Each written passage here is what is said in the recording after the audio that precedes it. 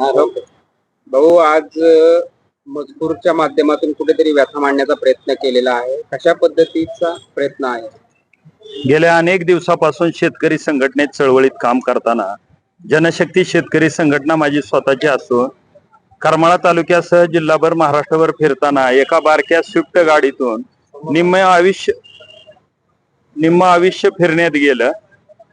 त्या ठिकाणी प्रत्येकाचं एक स्वप्न असतं की गाडी पाहिजे. तसं माझं बी एक बऱ्याच दिवसापासून 2-5 वर्षापासून फॉर्च्युनर सारखी गाडी असावी असं वाटायचं. शेती सोडून कुठलाच धंदा नाही. केळी असेल, डाळिंब असेल, ऊस असेल अशा पिकातून थोडे थोडे पैसे जमवत 2-3 वर्षात नियोजन केलं आणि सगळ्यांनी सांगितलं फॉर्च्युनर सारखी चांगली गाडी नाही. फॉर्च्युनर गाडी घेतली आणि हगवणे कुटुंबाचं प्रकरण घडलं. ज्या वेळेस बाहेर फिरतो त्या वेळेस कुठल्या कार्यालयात जाऊ द्या, हॉटेलात जाऊ द्या किंवा कुठेही जाऊ द्या, जिथं जाईल तिथं शेतकऱ्याचे प्रश्न मांडताना उतरायच्या अगोदरच प्रश्न विचारला जातो की भाऊ फॉर्च्युनर कधी घेतली. आणि उत्तर द्यायच्या आत दुसरं उत्तर येतंय की तुम्ही घेतली का सासऱ्याला दाबून घेतली, सासऱ्याला दम देऊन घेतली, बायकोला छळ करून घेतली. असा लोकांचा बघण्याचा आणि म्हणण्याचा दृष्टिकोन. डायरेक्ट म्हणते सासरवाडीला मागितली का. मग ही उत्तर देऊन थकलो. म्हणून ह्या ठिकाणी आम्हाला वाक्य लिहायची गरज पडली की बाबा ही फॉर्च्युनर रोखीने घेतली, कष्टाच्या कामातून घेतली.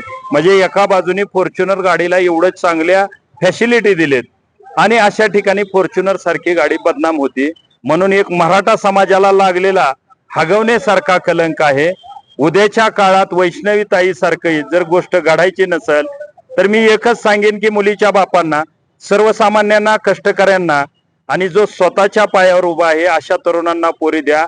आयत्या बापाच्या पिठावर रिगुट्या वाढणारी, ड्रग्ज सारखी, दारू सारखी व्यसनं करणारी, अनेक लपडी अनैतिक संबंध करणारी अशांना पोरी देण्यापेक्षा श्रीमंतीला भुलू नका, सर्वसामान्य आणि कष्टकऱ्याच्या घरात पोरी द्या. कुठेतरी गाड्यांचाही आवाज तुम्ही त्याच्या माध्यमातून मांडण्याचा प्रयत्न केला आहे.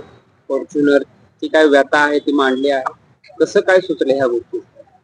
ते कुठे गेलं की आता त्या ठिकाणी आपण बघितल्यानंतर काय दिसतंय, तशी तर मी मोठी घरची राणी.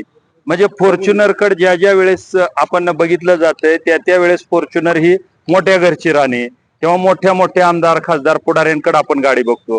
गाडी रुबाबदार आहे, आतमधून फॅसिलिटी चांगल्या आहेत, तिला म्हणावा तसा डायरेक्ट मेंटेनन्स नाही आणि खूप कष्टातून 50-55 लाख रुपये त्या गाडीला गेलं. आणि अशा गाडीकडे जर शंकेनं बघत असतील तर त्या ठिकाणी ह्या शंकेतनं हे सगळं हे झालेलं आहे.